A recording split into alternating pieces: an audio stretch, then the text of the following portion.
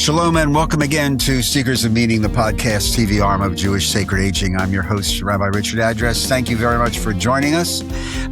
We invite you to visit the website, jewishsacredaging.com, the Facebook page, Jewish Sacred Aging on Facebook. And if you have a comment or a concern or a suggestion about future podcasts, please feel free to email me at rabbiaddress@jewishsacredaging.com. And likewise, if you or your organization would like to sponsor a series of these podcasts, just drop me an email at that address and we'll take it from there. Rumor has it that in the contemporary Jewish world, in synagogues, organizations, that money is something that every once in a while comes up in the conversation. And so I thought it would be a really, really good idea to invite an expert on this. And we welcome to today's Seekers of Meaning, Rabbi Shawn Zevit, an author, teacher at the Olive Seminary, Reconstructionist Rabbinic College, and rabbi of Mishkan Shalom here in suburban Philadelphia, just across the river from where I am right now, to talk about Shawn's new book, the second edition of Offerings of the Heart, Money, Values, and Faith in Community. So, Baruch haba, welcome, Shawn. It's nice to see you. It's nice to see you. Lovely to see you. Great to see you. And thank you for your decades of work and for your reaching out about this topic and your willingness to engage. It's a really important topic. We have lots to discuss. Let me go right to the beginning. In the foreword by our colleague Mordechai Liebling, I'm going to quote this because it's a really super quote. Healthy congregations seek to build a sacred community. Running a congregation requires dealing with money, collecting and allocating resources, though many attempt to deny it. There is no way around it. Therefore, we need to learn how to infuse our financial decision-making with a consciousness of God. With a consciousness of God. That's a great, great opening line. Your work in this area of trying to bring this consciousness of God to the financial aspect. What's the genesis of this, Shawn? What led you to this? Thank you. Thank you for reading that quote, actually. And as part of responding, I'm going to ante up and meet you one Liebling with another Liebling, because as part of that forward towards the end, Mordechai quotes this Jewish teaching. A traveling preacher once arrived in a town and proceeded to teach at the synagogue. One man asked him, "Who do you work for?" The preacher hired that man to be his traveling companion for one purpose, to ask him throughout the day, "Who do you work for?"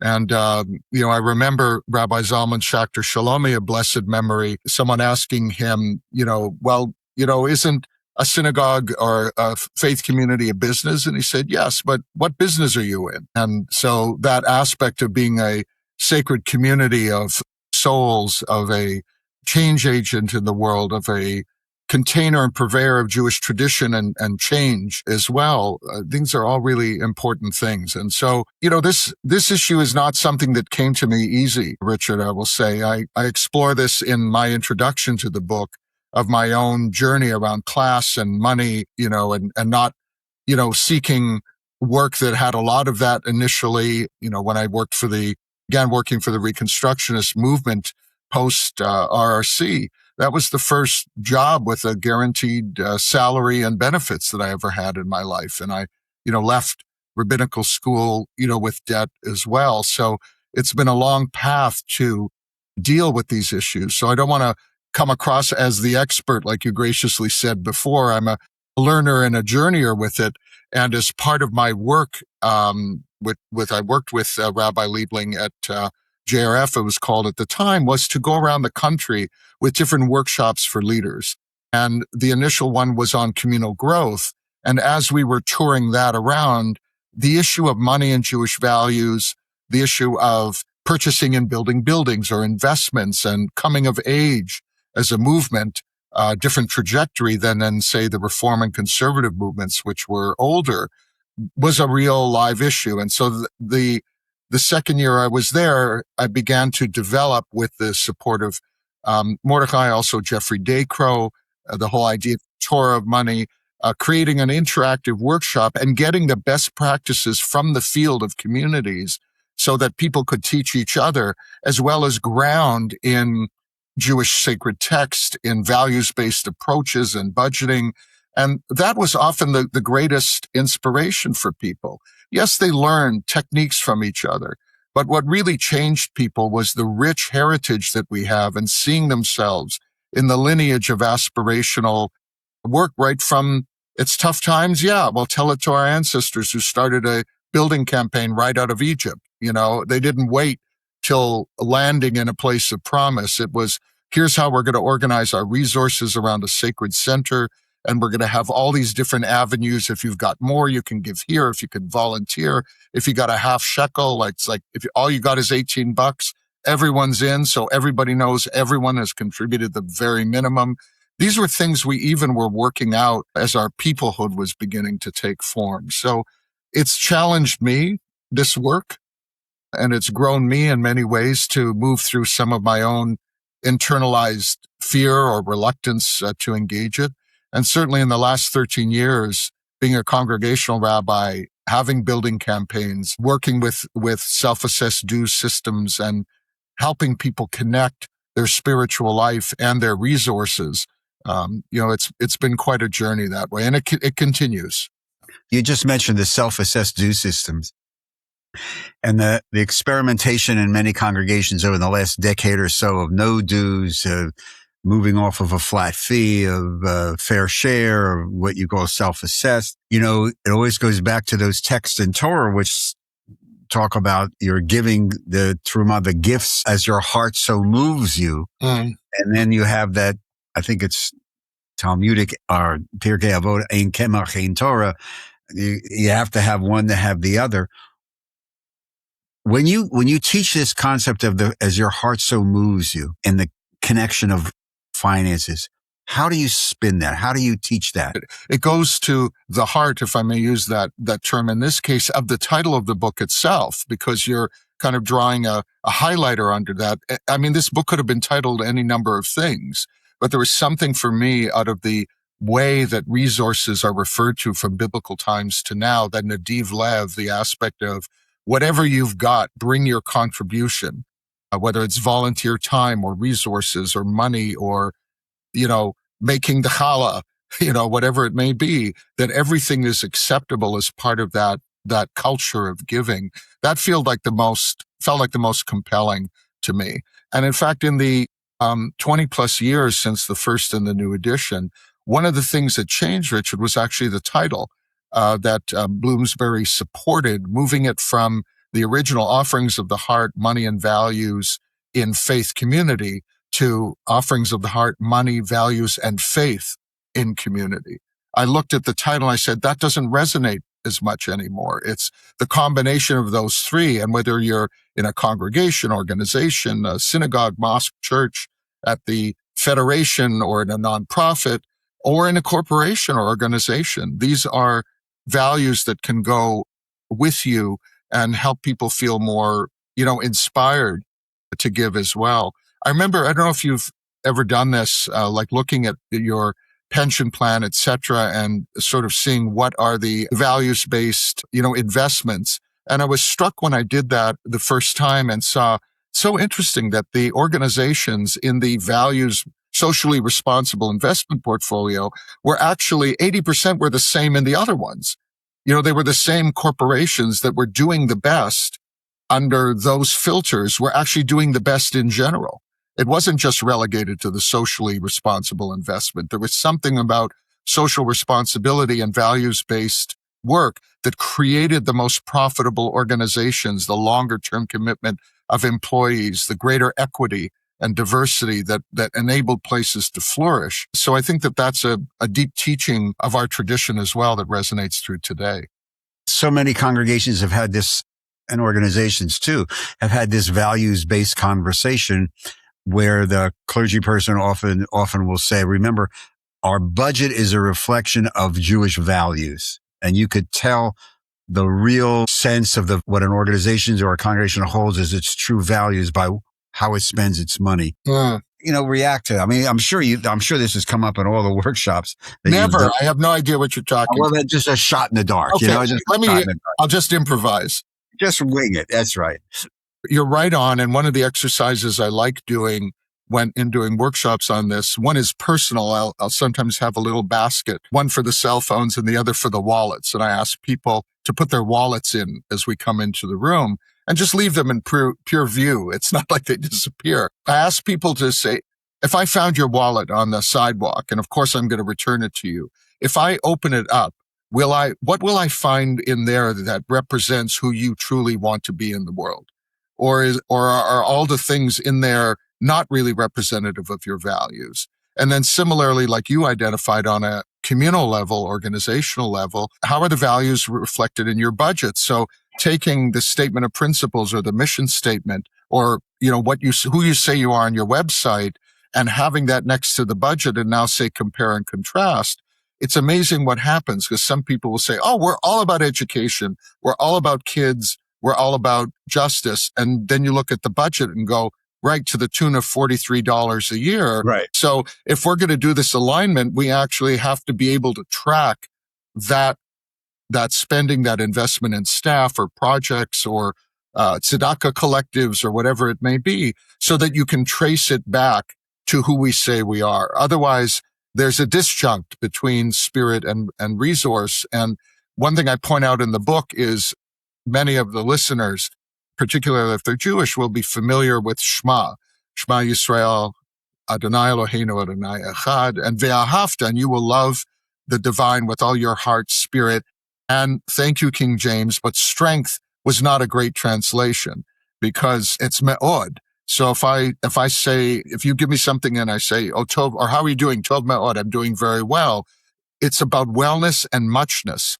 And the rabbis translated me'od into your resources, financial and material resources. So if you want to serve the divine, you need heart and soul, and you need an alignment in terms of that which you have, even if you don't have much.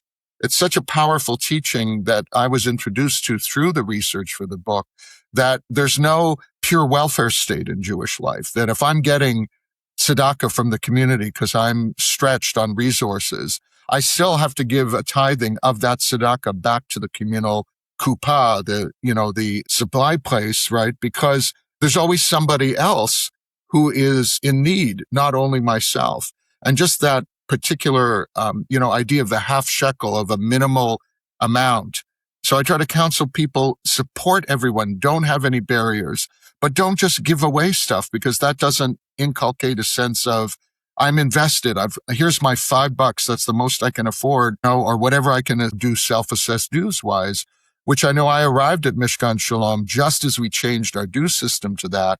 And we've actually met or even exceeded our dues goal almost every year. And now it's not just dues, right? We want to take a look at, there's a variety of ways that people contribute to any number of things, and that should be counted as well. So you don't want to look at resources and allocation from just one silo any more than the Torah has multiple inroads to contribute. So I wanted to get back to that. You asked about the dues, and I recognize it's a difficult issue. And one other thing I guess I want to say, Richard, is we'll internalize things too.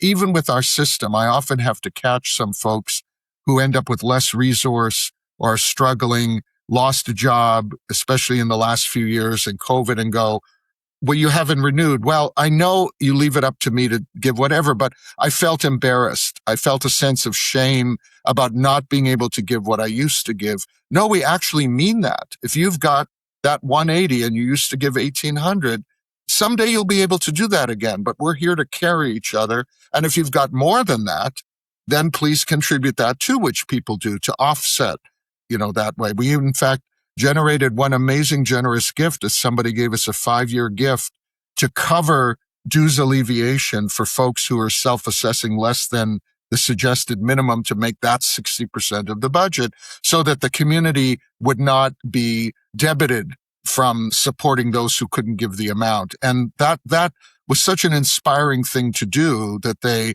wanted to make sure that the collective was enabled and empowered to not take a hit for making sure that we didn't have that as a barrier.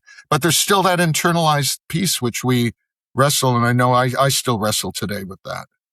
Yeah, it's interesting because what you're talking about also, I'm hearing, is this concept of a holistic approach to the finances, the desiloization of it, and the understanding that the giving of oneself from one's own heart may not necessarily be money. That's the strength of the part of the title of the faith in community, because it is one community, and everybody has a gift. So many places just think of the gift as the money, but so much of and I'm sure in Mishkan Shalom, the congregation I was involved with recently, the giving of oneself and time also has to be lifted up and praised. You have in the beginning of the book this concept, which I think you just alluded to, called Yishur Olam. Yishur Olam, to improve the quality of life around him or her, to quote the book. Walk me through what you mean by that. Yishur Olam. Many people will be familiar with the word shalom, right? Which means peace, hello, goodbye. You say hello, I say shalom, shalom, shalom, to quote the Beatles. But it also comes from the root word shalem, which means wholeness. And what's such an amazing evolution in the Hebrew language is that the word to pay was evolved as lishalem, right? In other words, to ensure wholeness, to ensure that the other person feels a sense of complete, and that in fact, halachically through Jewish tradition and custom and law, that if I sold you something and it came back and it was broken, or it ended up being an overreach or whatever, and you didn't feel shalem, whole with that, you had the right to come back and say, this was not a complete purchase. It's only when the other person felt whole with the interchange that it was, that was the receipt. So looking at that, whether it's how we invest in tzedakah, how we study our tradition and then make these values-based decisions. So I work a lot with our B'nai Mitzvah around this, where we have a fund. People are encouraged not to give gifts to each other, but to invest in a fund, and then we study this material. And then with the kids, we decide what issue and then what organization is going to get 50% of the B'nai Mitzvah fund every year. And then the other 50% goes to tuition alleviation for families that might not be able to pay the weight of that. And every year, within a half an hour, they have identified the issue and the organization, because it releases energy to have a sense of that yishur, of that enrichment and that engagement, of the soul in that way. So those are just some of the very, the different ways that I think one can, work with this. I'm trying to do that with my grandchildren once a year, and have them decide of an organization that's something that they touch on to make a donation. So to get them into the habit of, even as teenagers, getting them into the habit of doing what you're doing with the B'nai Mitzvah kids. Right. Can I give a little plug for my wife, Rabbi Simcha Zevit, who at our family Seder in Cleveland this year, she did a similar riff to you, and she made all these different pieces of matzah on fabric and hid them around the house. So there was the search for the afikomen, but there was search for puzzle pieces to make a whole matzah. And there was an envelope that went with each piece. There was a different tzedakah. So after the matzah had been made whole, shleimut, then she sat with all the kids and they made a decision about where the money in the envelope would go, which tzedakah. And so just that building on a thing we're already doing, but having them running around the house, getting the actual afikomen, but creating this other thing, I thought was such a great way of engaging them. No, it's great, because a lot of these kids, to be blunt about it, they live a pretty good life. And any way we can teach them that this is part of their responsibility as a Jew, and that there are other people, and it feels good, and it's all the stuff that So that's a great idea with the matzah. I think especially now in our day, Richard, that on one hand, I was so grateful to be given the support to try a new edition. And already as soon as it was published, I thought, there's some things that are out to date, because, look at this nefarious use, or the shadow side of this within the Jewish community or the larger world, or what's going on in the use of natural resources. And there's not enough money to support well-being, but there's enough money for military events and things like that, that there's a lot that challenges this. It's not about myopic. The journey that I tried to articulate in the book is not to be, just altruistic and pretend there aren't issues or bad actors, but it's also to lift up our people's journey over millennia to keep reaching for what's possible, soulful and spiritual and mutually of benefit to people and to the planet itself, and as I say, back to the socially investment, wouldn't, surprise, surprise, that often makes for the best profit. I like to say that our tradition invites profit, but PROPHET. So we're for profit, but not PROFIT. Right. I remember teaching this to congregations when they would talk about the business of the synagogue. I said, the business of the product, you can't measure your product because as somebody once wrote it, your product is a changed human being. And in essence, that change could take years, because every colleague I know, who works, especially in congregations or teaching, it may be 10, 15, 20 years later where somebody will walk up to you and say, Rabbi Zevit, I remember something you said at confirmation class, and it stuck with me and it influenced me. And you plant that seed and you don't know when it's going to blossom. That's the business, quote unquote, of what it means to be part of a community. We're planting these seeds, and sometimes you can't measure it right away. It's impossible. That's why it's sacred. You write about this, the linkage of tzedakah to spirituality, and understanding tzedakah not in the sense of charity, but of justice. So could you unpack that a little bit, especially in light of how we invest our money in socially responsible things? And the reality of all this BDS stuff too, it's implied in so many of the anti-Semitic acts that are running around, and investment and redoing investments and stuff like that. I mean, I know that this is a whole sermon, which you don't have to give right now, but it's in the book. I mean, this linkage between spirituality and tzedakah really being justice. Well, thank you for raising that. And I make no claim of that being some original vantage point, because it's embedded in our people's legacy and in the word itself. If you do the etymology of it, and I love tracing words, and the fact that Hebrew comes, mostly from 2 or 3 letter roots, and that expands the fact that tzedakah comes from the word tzedek, meaning righteousness or justice, and where even the Torah asks us to pursue it actively, not just to expect justice to be manifest any more than democracy or many of the things that we treasure are just going to self-perpetuate without our investment that way on all levels of it. So we come naturally by that idea, and that's different than caritas, the root of charity, which means a caring or a loving act.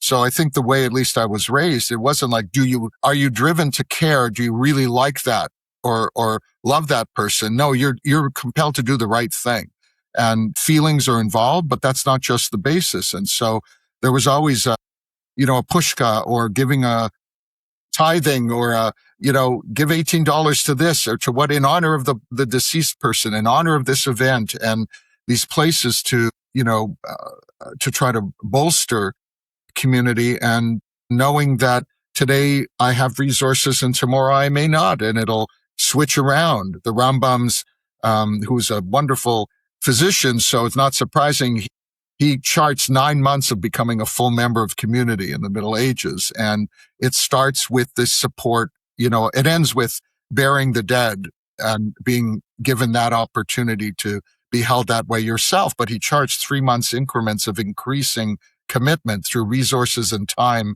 and support in the way you articulated earlier. And that at 9 months, you're born into being a full member of the community, because you've expanded your stake, your investment, almost like a co-op, but you are also now the beneficiary. And if you haven't invested, you're not automatically a beneficiary, even though the community is there for you at those times too. So I think that that's an important thing to lift up around tzedakah, and also to ask ourselves tough questions, whether it's around where investments are happening around, in the Middle East or here at home, or checking out the charitable giving, websites to say how much I may be fond of an organization, but if 50% is going to staples and copy paper, that's not the best investment of my dollar, or, if they're prejudicing one people or, over another, or I think being able to ask ourselves, where's this, money going and how is it connected to Jewish values? We have to ask ourselves, our tradition compels us to look at the tough questions, around this and know that we have impact, especially in a world in which we live intermingled with many other people. And so if we throw around the privilege that, some of us have been able to aspire to in North America, and for those who have more resources than others, that's going to have impact on how people view Jewish life to begin with. It doesn't matter what quotes we throw out. And if people, especially within the Jewish community or outside, feel that there's going to be punitive measures used by that, or jobs deprived, or, things withheld that way, we have to say we're not immune to those prejudices Jewishly. And I think that's where Offerings of the Heart also says, do this audit, make sure that you ask the tough questions and don't just throw resources without asking them. Again, we're speaking with Rabbi Shawn Zevit, the Rabbi of Mishkan Shalom here in suburban Philadelphia, about his new book, the second edition of Offerings of the Heart, Money, Values, and Faith in Community. And for my colleagues and people who, let's say, financial vice presidents of congregations or organizations, when you get the book, please pay particular attention to the appendix, because in the back there's a sample lesson introducing membership to Jewish values, money, and your community. It's a very, very valuable part of the book. And the book is available at Shawn, just run real quick, the usual Bloomsbury.com, I think, is the website. You can find it through them, and they have a better discount than some of the other places right now available as well. And it's in ebook, it's in hard and soft copy as well. Yeah. And if somebody wanted to get in touch with you just to pursue some of this, or perhaps bring you to their community to talk about this in more depth, is there a web? I'm going to suggest, there may be a website or something that somebody could email you or contact. What would that be? You might go to rabbizevit.com and you'll find ways of you getting a hold of me, or through Mishkan Shalom as well, certainly available in that way. And Richard, I know we talked in the prep a moment. Could I share one thing about this program yesterday? Oh, yeah. Last month. Well, it actually literally was just on Shabbat, where to exemplify this whole conversation, our fundraising chair said, we'd like to celebrate the new edition of your book and kind of throw you an oneg and have some conversation about this. And I'm blessed that Rabbi Mordechai Liebling is actually a founding member of the congregation. So he joined me, and we'd never had the opportunity to both read from the beginning of the book.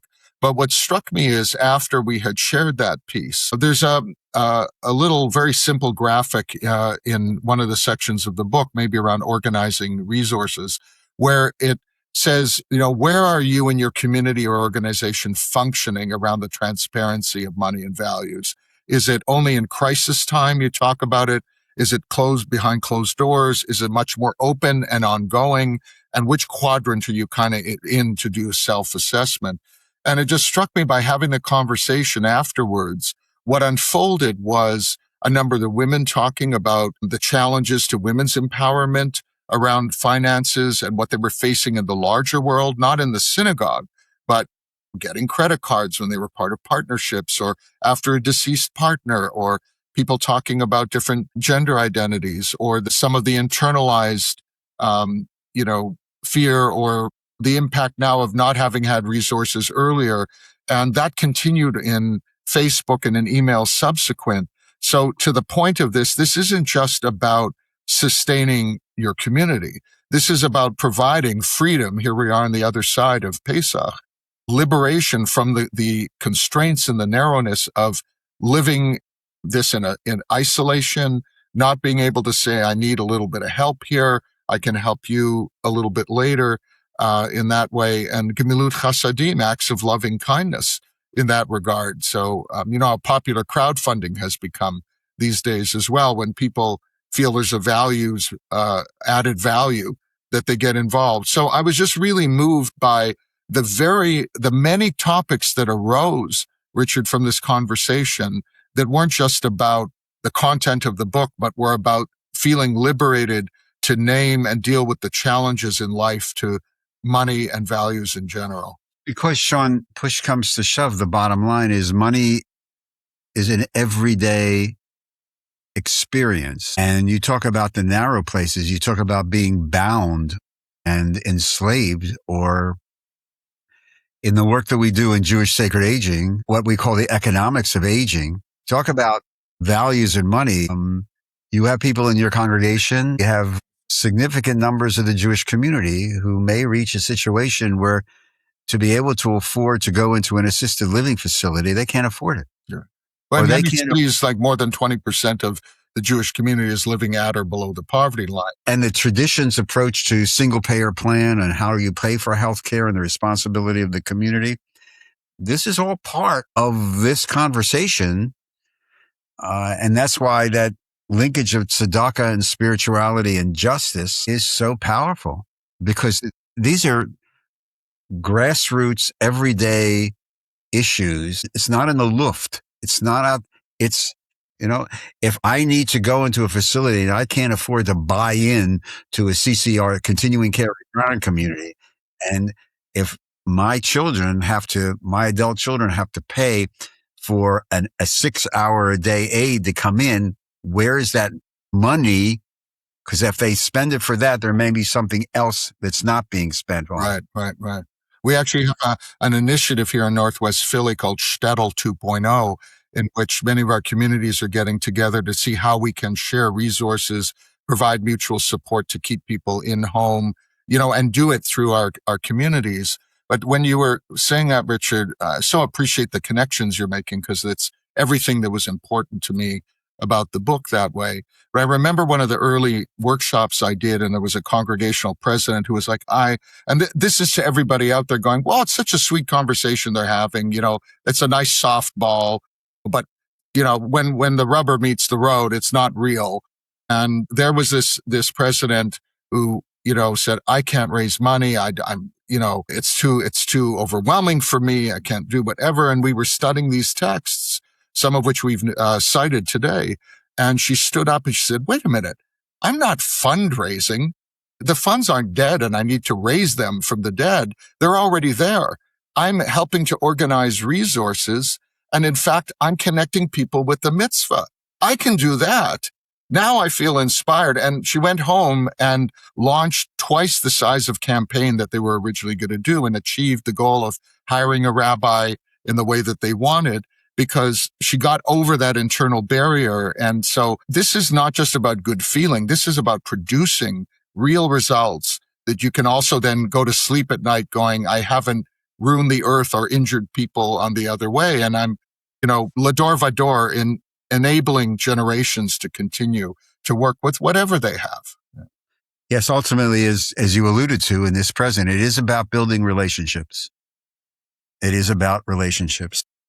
Before we run out of time, I do want to get your take on this really great quote from the beginning from Babli Baba Batra, which says, the Talmud teaches one who wishes to acquire wisdom should study the ways of the society, for there is no greater area of Torah study than this. It is like an ever-flowing stream. I mean, right now in our country, it may be a little polluted. It's a great quote. I mean, to study the ways of society, to acquire wisdom. That is another high holiday sermon, which you're not getting now. Why is that the very, very, very first quote that you allude to in the book? No, that's beautiful. Yeah, it's a mic dropper. And I want to thank our sages of ancient time for lifting it up. And also Rabbi Toba Spitzer, a dear friend and colleague in Boston, who exposed me to that text for the first time. And, it felt a really compelling place to begin, because first of all, it doesn't just refer to resources. You can look at it and go, we also need to do a systems analysis. Where is prejudice built in? Where is class, and any other oppressions built into the system we need to learn from and deconstruct, as well as support in that way. And it's also about living in the world, not going, we don't have a tradition that has us, I mean, you go back to the Essenes and there are other streams of our traditions, but is generally about living in society and living with the tension of the material and the spiritual, and seeing that ruchaniyut and gashmiyut, that spirit in the material and vice versa, as opposed to one being good and one being evil. And so I think that, the Talmud's directive in that moment, which includes on how we educate our children, is not to be away on the hillside studying aphorisms and teachings and then showing up and behaving totally opposite in anti-Torah ways, but is taking a look, ultimately comes back to something you said at the beginning. If you want to study how your community, organization, congregation is actually, what they're spending on and how we're spending it, that'll tell you ultimately what the values is, not just the front page of the website or the great three-liners, etc. Kind of follow the money. I think in Jewish terms, it's, also saying that, but it's also saying build the society through whatever resource you have that you can feel proud of, as opposed to having to hide out from. Shawn, thank you very much. This is something just came to me. Do you have the copy of the book right there with you? I do. Could you open up to page 117? And the reason why I'm going to do this, one of the workshops we do in Jewish Sacred Aging is called New Rituals for New Life Stages. And the power of ritual is overwhelming now, and more people are turning to the need for ritual. But you have this bracha that I imagine you wrote on page 117. Yes. Blessed are you, source of abundance. I think it's a great way to close this conversation about offerings of the heart. So could you do it? You give us the honor of just reading that. Thank you, Richard. And this is why we pay you the big bucks. You are right on. Yeah. This is how I actually close my teaching on it too. So your intuition is right on. Blessed are you, source of abundance, for providing us with financial and spiritual abilities to give. You reveal to us in our actions that all humanity participates in the flow of resources that come and go through the world. May we use our resources well, and may this exchange be fair and equal. Blessed are you, provider, who is the enriching power of life itself. Amen. It's a great bracha. Rabbi Shawn Zevit, thank you very, very much. Continued success, stay healthy, and hopefully we'll bump into each other maybe sometime soon. But continue the good work, and toda rabah. Right back at you. Thank you, Chaver, so much for making the time for this. To all of you, thank you very much for joining us on today's edition of Seekers of Meaning, the podcast TV arm of Jewish Sacred Aging. Again, if you'd like to help support our work, if you go to the website, you'll find a conveniently located donate button. Just click on that, follow the prompts. It's real simple. And again, if your organization or synagogue or a program would like to sponsor some of these podcasts, again, just email me, rabbiaddress@jewishsacredaging.com. A big shout out to our producer, Steve Lubetkin, for these podcasts are produced through the facilities of Lubetkin Media in gorgeous, beautiful, calming Cherry Hill, New Jersey. So to all of you, until we meet again on the next Seekers of Meaning, stay safe, everyone. Stay healthy. We wish for you for long life and peace. And most of all, be kind to one another. Shalom and todah.